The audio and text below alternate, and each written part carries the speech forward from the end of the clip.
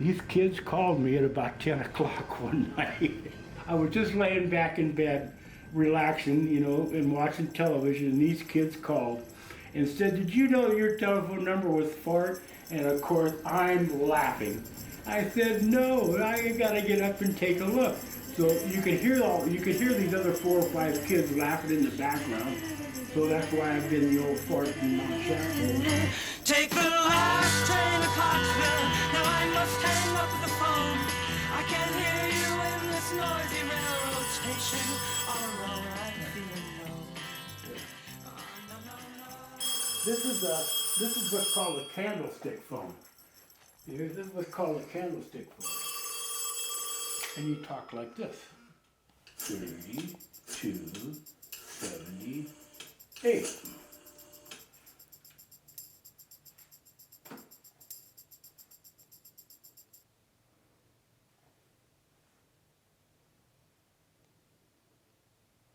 Oh, I dialed my own, no, I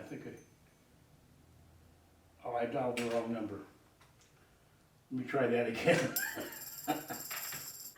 This is when my railroading buddy and I moved it from my house in Livermore to my house in Union City. And that's 12 by 16 and 3 level. And this is probably back in 80, 81. Typical story. That guy starts out with a train set that goes around a Christmas tree for his 2 daughters. Next week we got it on a 4x8 in the garage. Next thing you know, we got it on the 2nd story of a pump house. Next thing you know, we're making it bigger, and we moved into my house in Livermore around the corner from his. And then when I got rid of that place and got the big house in Livermore, or Union City, we moved it over there. And then it just kind of came to an end. Mm-hmm. This is a little over 11 years with this one. And these CHP officers that live out by the Weed Airport, they built it to use in a state fair and a couple of county fairs to represent the area of Mount Shasta. And after they had it, they put an ad in the paper, and it was free. This is the ad right there. Portable HO scale railroad with tables, free. And we loaded it up in the back of his truck and brought it here. Yeah, we came the old back way out of Weed through Edgewood, come down Weed to get on the freeway at the middle of Weed, and his truck quits. So we pulled over and had to call a flatbed rollback tow truck. So there we're sitting right underneath the freeway with this thing sitting in the back of his truck, and people are gawking like crazy, and loaded it up on the truck and backed it up over here to this other door and unloaded it. This is the lumbering town, and the lumber comes in off the cars, and this is what makes it, this is why it's called modeling. It doesn't really have to add up. It's just there. We don't know how the logs get from where they get to, but they get here and then they get unloaded. And then they end up over there at the mill. They get cut up and sawdust goes to the truck, sawdust goes to the cars. Mm-hmm. And then you can turn the knob for the derrick. But this kind of represents downtown, the gas station, and a drive-in and a market and a haberdashery and a shoe repair. And this is like downtown station. You got a general store at the other end of town that's up for rent. Got to have a building for rent. Things like this.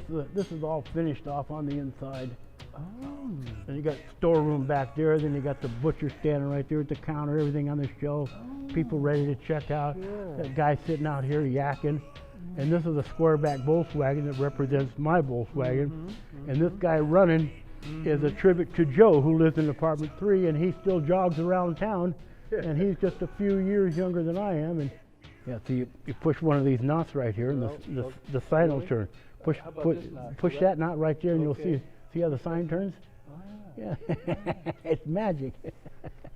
Some of this stuff is the 80s, and then other stuff is more the 50s, 60s, 70s. And this is what's called the powerhouse. So you just take a piece of incense, break it off and light it and shove it down in the stack, and smoke comes out.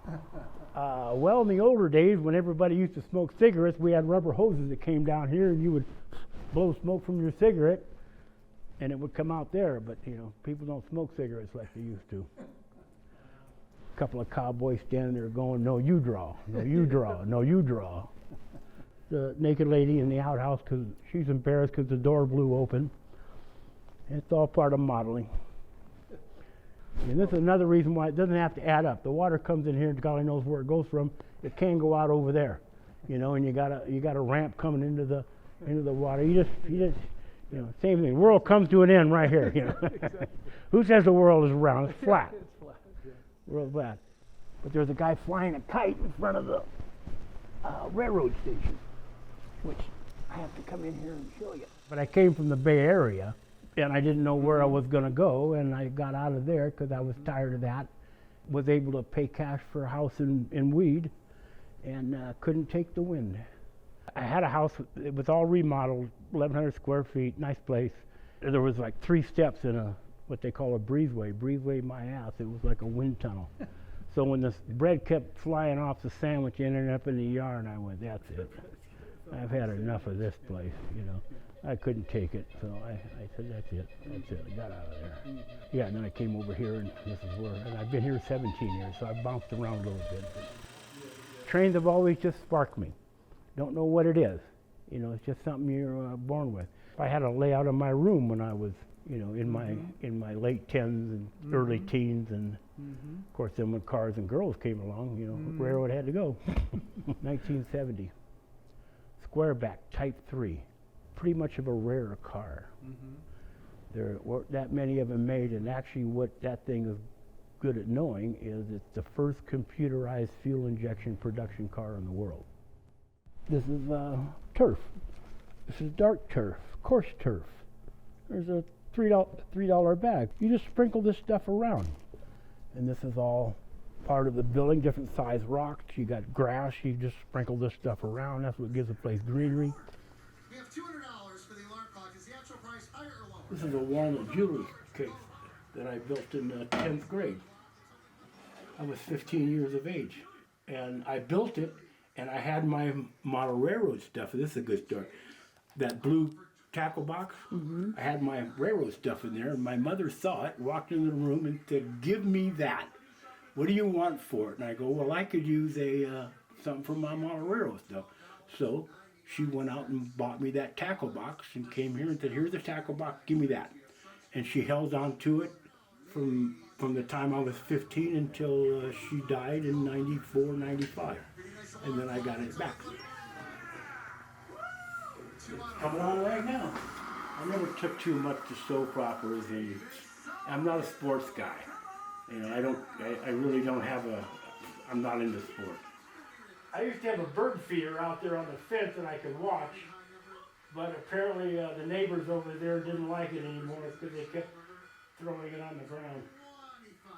Man, Rylan, right back over there, please. Jody, come on over here. Oh, it is. We need a 25. Let's go. Oh, probably, I'll do a sales pitch. Hello. Were you ever in the service? No, No. I couldn't go because I'm tone deaf. I couldn't hear the whistle of the bombs coming in. I was actually drafted in March of '68. Oh, that's one of those. Oh shit! Darn it!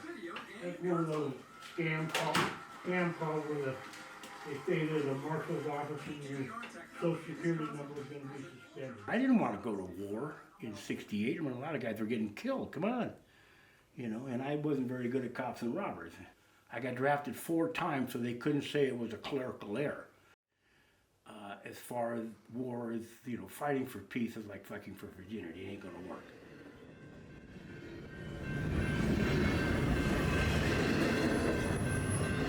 Now here's a regular railroad tie. Oh yeah, of course. And I'll show you the difference in. Let me grab a railroad tie here.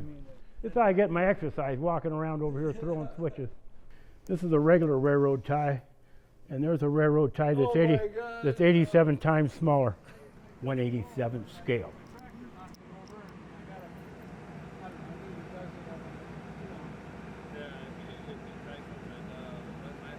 This particular track runs off of this throttle right here.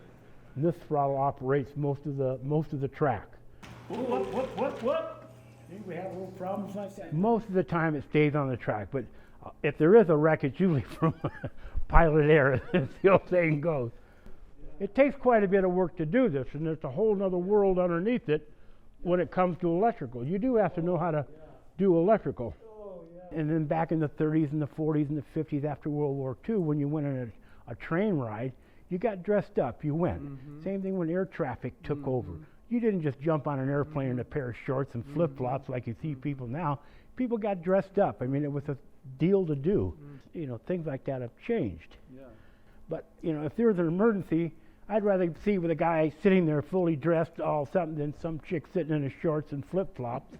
You know, doesn't look like either one of them know what day of the week it is, you know. I mean, those are the kind of people you don't think are, they're not looking for an emergency. Maybe I'm the other side of the coin where I'm ready to take on anything at any time, you know. It's a semaphore light. I bought it from an old guy 45 years ago when I was just a puppy for $300. And you would put it on a tower 20, 25 feet tall by a railroad station. This is what clamps it down, and you would light it. I just put that in there, and then the semaphore flags would go up and down, and there would be a lens in the flag arm.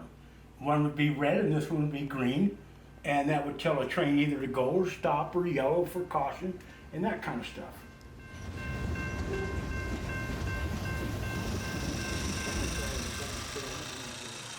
Well, I never really rode much train.